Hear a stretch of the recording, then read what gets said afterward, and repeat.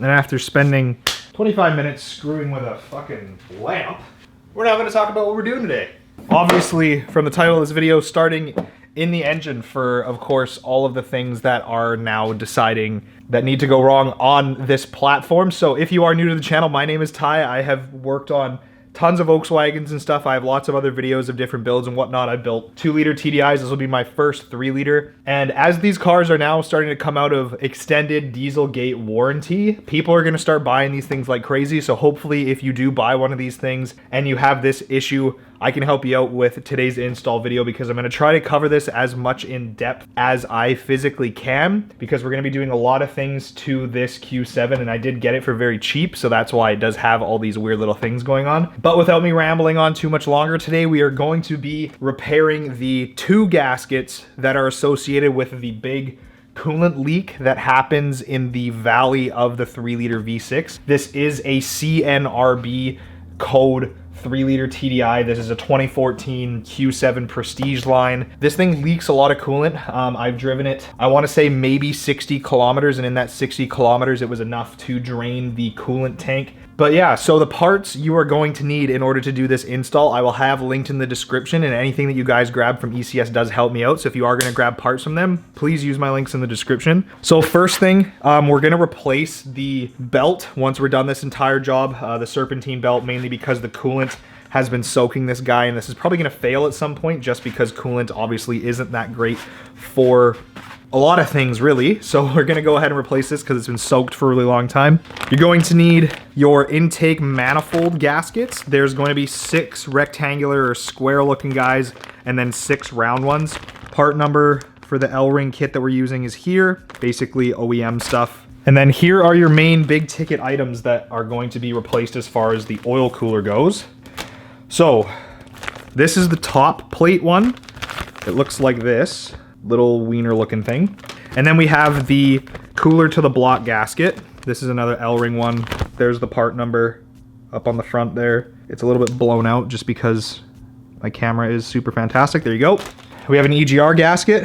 This is one of 2 I think you need. I was only able to get one, so I'm only going to be replacing it because I'm actually going to be fully deleting this car at some point, and that includes an EGR delete, so these will be getting replaced again. So I'm just doing this for the time being.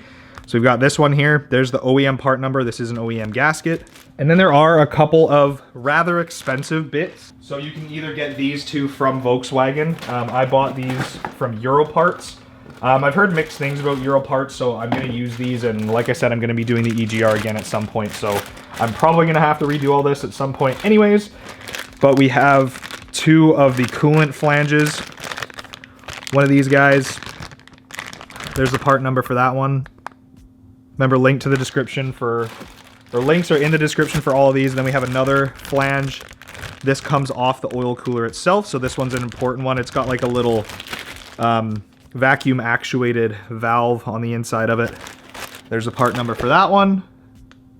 And lucky for us, none of the bolts that are on any of the parts of what we're about to do for this specific install are torque to yield, which is nice. So we don't really have to worry about replacing them.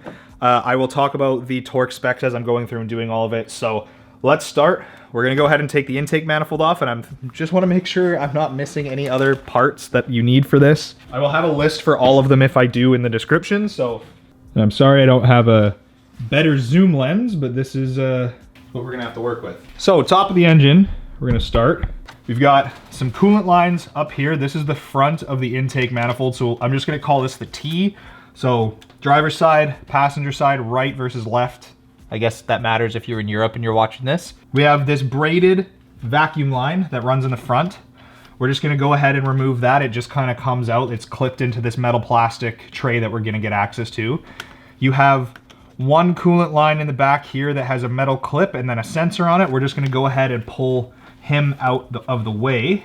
Just rotate it a little bit. And there's gonna be a hole right underneath where that coolant T is with the sensor. There's one bolt in there, and then we're gonna follow this over to the other side. And once you have this vacuum line removed, there's also gonna be another screw down in there, or a bolt. It's a T30. Okay, so we're gonna go ahead and pull those 2 bolts out. Okay, and then we are going to And remove this nice and convenient electrical line out of here. Gonna make life a little bit easier. I'm just gonna start pulling a little bit of the connectors. We've got one in the valley of the T over here. We've got another one, and I believe this is to a fuel pressure sensor. And then we've got some glow plugs and stuff, but I'm just gonna worry about the main connectors for now. And those of you that are new to the Volkswagen world, Volkswagen connectors are pressure fit, so when you're undoing them, you have to kind of like push them in before you can pull them off like that. This one actually has to come off too, so that was a lucky guess. We've also got some glow plugs. There we go. That was probably the most difficult piece of plastic I've ever removed from an engine. So now we have two more T30s that we are going to unscrew.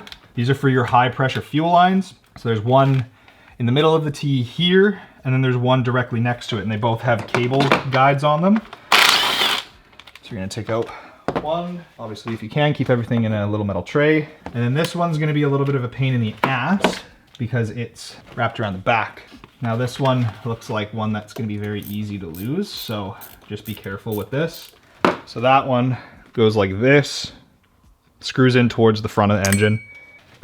And so we're now going to just spread the farthest retaining clip. So that's the one that goes to the right on the driver's side of the motor if you're in North America.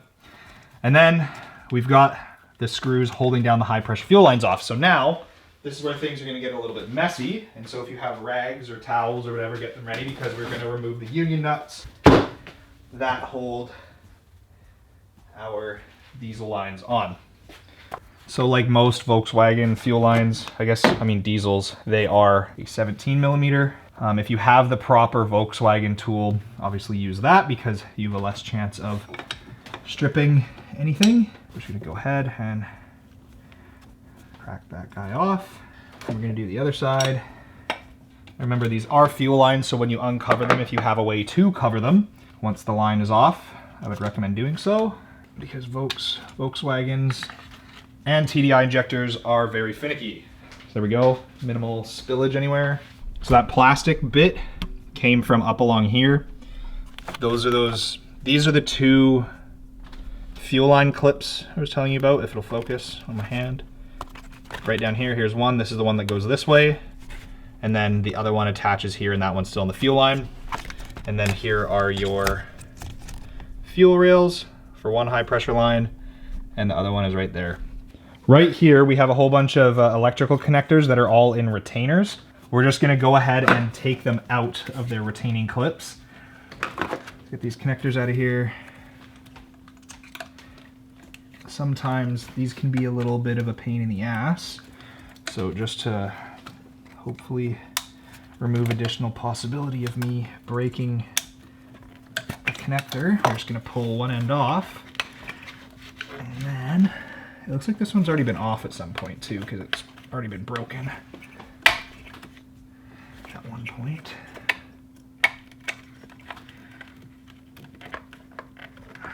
Come on. There we go. Okay, and then from the passenger side, or the left side of the car, I guess the right side, I don't even know which way's up at this point, there is a little retaining bolt just there. Hopefully in post I can make it a little bit brighter. That one right there, we're gonna undo that. So that's right by the intake of the turbo. So I'm gonna quickly undo that one. Another T30. And then we're gonna head back to the front of the engine. And I know I already took this connector off, but you're gonna need to take this one off of the coolant, what the hell do they call this? The cylinder head coolant valve. So we're gonna go ahead and undo that connector. And then we're gonna go ahead and undo two bolts that I can't see. I guess these two bolts right here. And then we're gonna swivel it to one side. So I'll quickly undo those. So now we're supposed to swivel that. Sure. Okay. Okay, and then one of the other connectors I've already undone is the coolant temperature sender. So undo that guy as well. This is on the right side of the motor here. And then we're gonna come right in here. We're gonna undo these two connectors on the front, kind of near the throttle body. So I'm just gonna quickly undo those.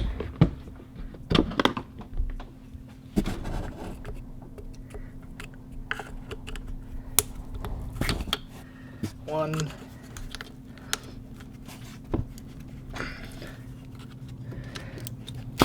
And two. And then we have to undo the dipstick bolt here, just the one right on the top. Undo that one by hand.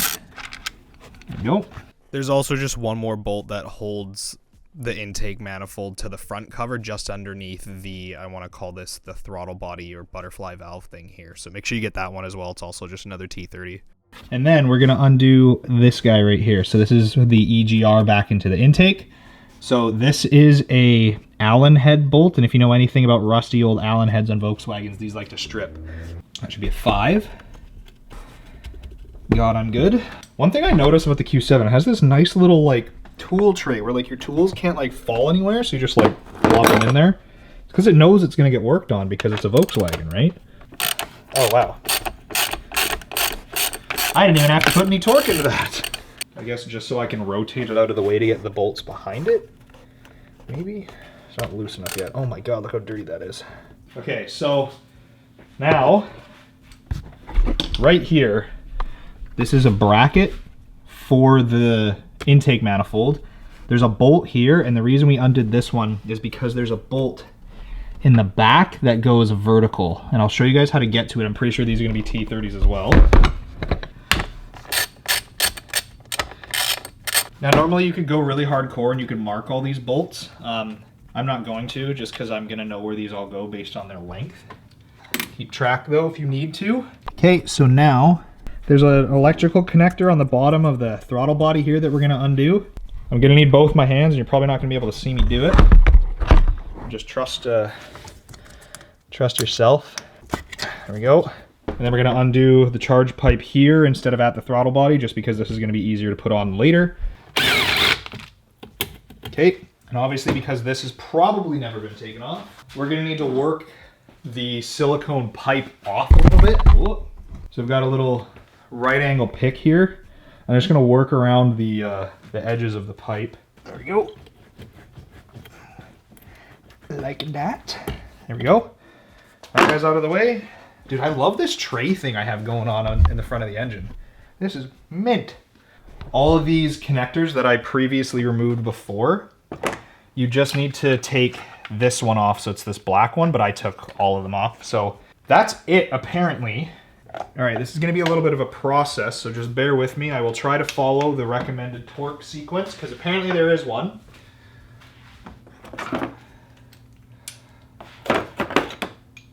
Okay, don't make fun of my setup. However, I've built myself a little table to lay across the engine in order to get those last bolts out. So my battery on the mic is gonna die, so I have to kind of explain this quick. However, there's a bolt, and I don't know if I'll be able to get an angle on it, down in here, right? So down in this part of the intake manifold. In order to get to it, what I had to do was I undid, I don't know if you'll be able to see it, this fuel line, this hard line that goes to the second bank of cylinders, just unscrewed it slightly, like loosened it, in order to give me leverage to move this hard line. And then on that hard line right down there, there's a little insulator rubber bit that I had to take off. And that gave me enough space in between the manifold and the hard line in order to get a Torx bit on a 1/4 inch drive down there. And then I also took a screwdriver and stuck it in between the hard line and the manifold and just pushed it a little bit to make myself more room. And then this one down on the right side of the engine, there's a little cutout and you can kind of just squeeze a 1/4 inch Torx bit down there. But if you don't have something as small as a Torx bit 1/4 inch, I would recommend going and getting a screwdriver that will fit. But now we have the hardest bits out, so let's get this goddamn intake manifold off. Okay, I had to do a quick battery change as well, but it'll time lapse me getting the rest of the bolts out. So let's go through and we will get them out.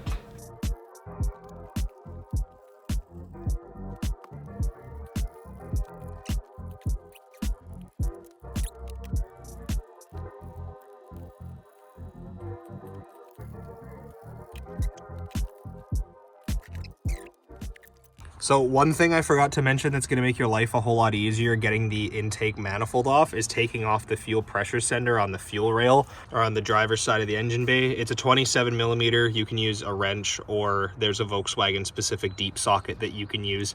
Either or works. It just makes it easier once everything's off to get the intake manifold off, because you don't have to try and like sneak it past the little bit of the connector that sticks out. So it was.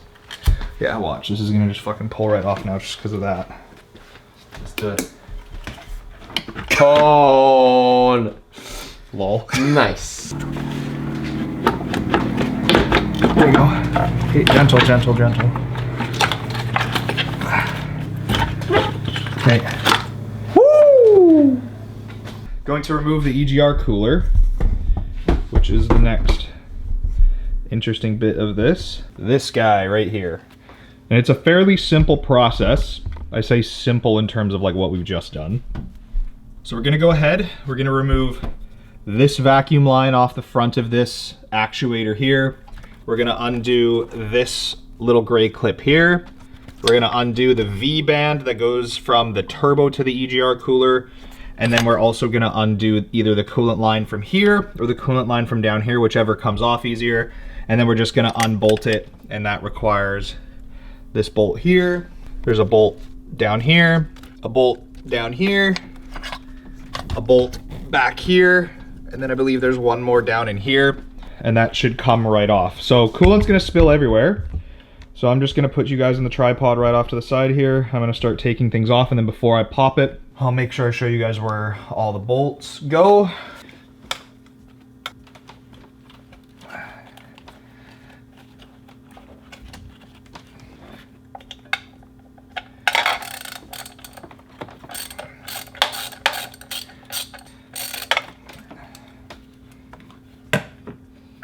All right, take the clamp off the coolant line now.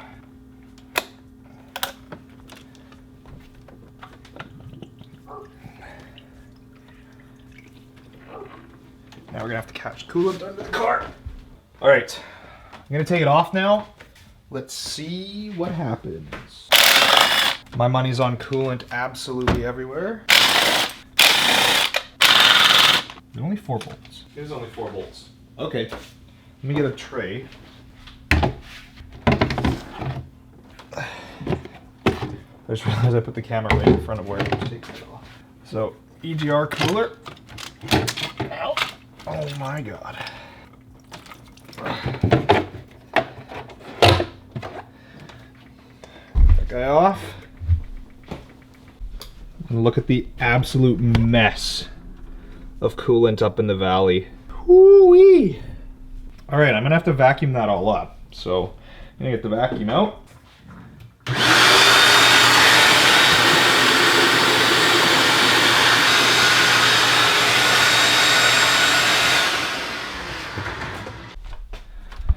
So it's fairly clean in here now. I'm obviously gonna wipe a little bit more up, and the lighting is really bad, so I apologize. This guy is one of those little valves that we have to replace, but we're gonna go ahead and pull the oil cooler now.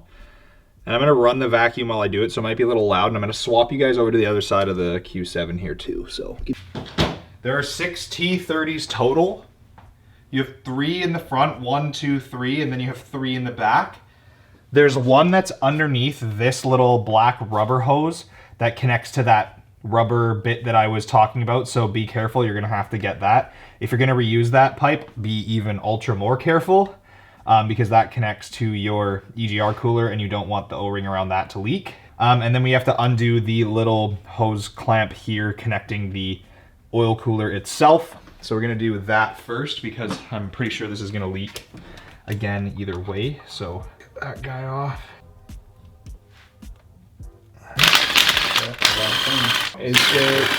Yeah, it'll be going after areas where things are touching, because what happens is I just got my grandmother's power on.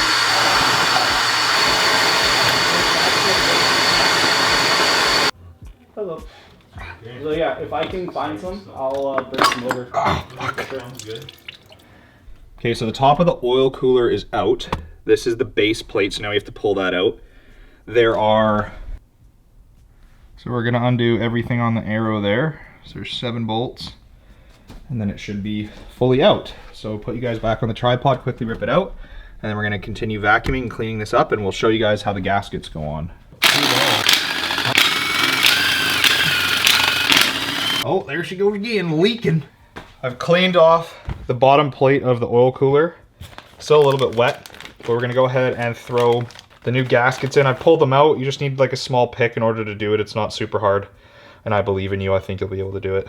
Just gonna go ahead and put these guys in. These are rubber gaskets, not paper. So that's the top one. Gonna go ahead and put the bottom one in. So the bottom one's 2 parts. This little bit right here is like a little round O-ring. It does have a specific way it goes in because there's, see if I can zoom in to show you guys. There's a little cutout right here that fits that little bit right there. So make sure you put it in the right way. And then we're gonna go ahead and put the main part in. Let me zoom back out. Dope. That guy's all in. Let's quickly throw it on, get some bolts started. I've cleaned up the mating surface of the oil cooler as best as I can without spraying any like crazy chemicals or anything in there. So I just really quickly wanted to jump in here and talk about cleaning the top of the engine block where the engine oil cooler mounting plate meets the block. That surface, you want to make sure it comes super clean and you get all the residue from the original gasket off and any coolant buildup that is coming there from your leak. Just because if you don't get that seal absolutely perfect, you more than likely will probably have to do this job again. So you can get your hands on one of those little drill buffing pads that we'll show you on screen here. They're not abrasive enough to really scratch the metal that's up there, and then make sure obviously you wipe everything down, vacuum any residue up once you're done, and then you're good to go to throw that new gasket and the mounting plate in. So I'm not going to show me like mounting it because it's not really rocket science. If you can't line up a part, then this probably isn't a job you should be doing. Now everything does also have a torque spec. I'm just getting them all in there snugged. Just while I mount up the bypass valve. Sorry for the lack of light, I'm like literally blocking the whole thing. Okay, so we've got the plate on, we have the bypass valve, the new one, and the EGR bypass valve, and I can't remember what the heck this one's called, but yes, just the other little coolant adapter. So we're gonna put the actual oil cooler back on. I'm just waiting for it to drain all the old oil out of it because I don't want to spill oil all over the fresh, clean part I just reinstalled. So I'm gonna wait for that to drain a little bit. I'm gonna do a quick tidy. We'll slap that back on. I'll show you guys the torque sequences for everything really quickly, and then I'm gonna reassemble the intake and stuff just because you've seen how it comes off. Should be easy enough to get it back on, so I'm not going to show that part because it's just tedious plugging everything in, and then we'll fire it up and make sure everything is good to go.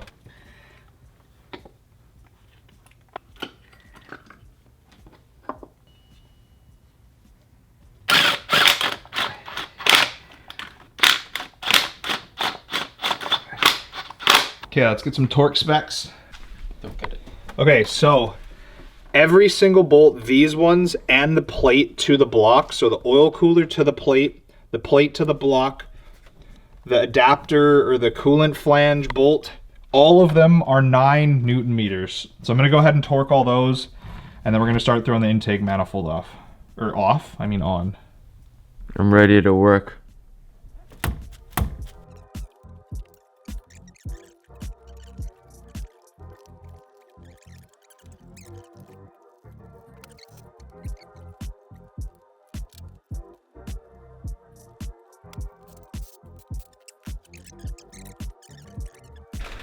So the last bit that I forgot to mention that we have to change are the intake manifold gaskets. So we're just gonna quickly throw those on before we throw the intake manifold on fully. And then I think that's it. I don't think there are any other gaskets that need to be changed, but yeah.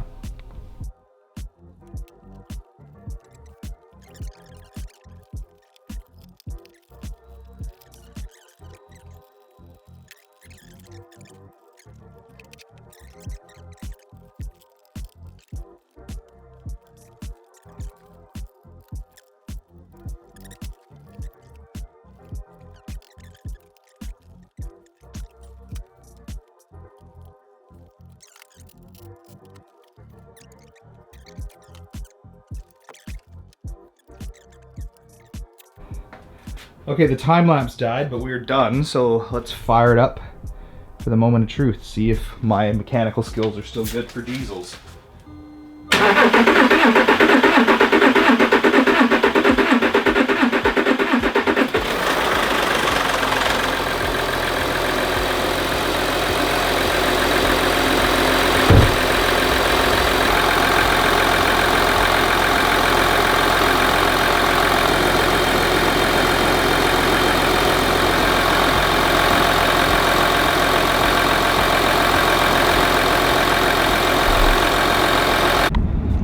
Okay, so we have the coolant filled.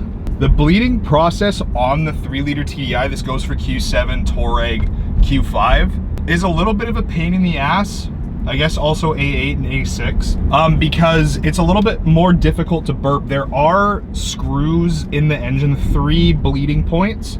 I've had some friends say that it's easier just to straight up use a vacuum bleeder to do it. I have fully filled it. I am starting to get heat out of the vents and everything too, so I'm kind of just taking it for a little bit of a drive to actually get it up to operating temperature to check the coolant level again, because there are a lot of people online that say that the 3-liter is really good at burping itself after you do drive it. You just have to keep an eye on the temp gauge to make sure you don't overheat. So we're also just gonna see, just under basic driving conditions, if we do have any leaks. It has idled for about an hour and a half, and I haven't been able to get it to leak at all, so we're gonna see if getting the water pump spinning and building some coolant pressure is going to cause any leaks. So I'm gonna take it for a little bit of a drive and then we'll see how it goes. Anyways, so there you go, folks. I actually forgot to film an outro for this video, so I apologize. Everything worked out super well. I didn't have any leaks after this. I've taken everything apart a couple times because I did do the EGR cooler delete, as you've seen maybe in some of my other videos. If you haven't, don't forget to check out the link in the description to that video. And any of the links that you do use to buy any of the parts you need to do this install does help me out if you do so through the links in the description as well. But thank you guys. If you have any suggestions for other videos that you want to see on the CNRB or the Q7 or anything 3-liter TDI related, let me know. But peace out. I will see you in the next video.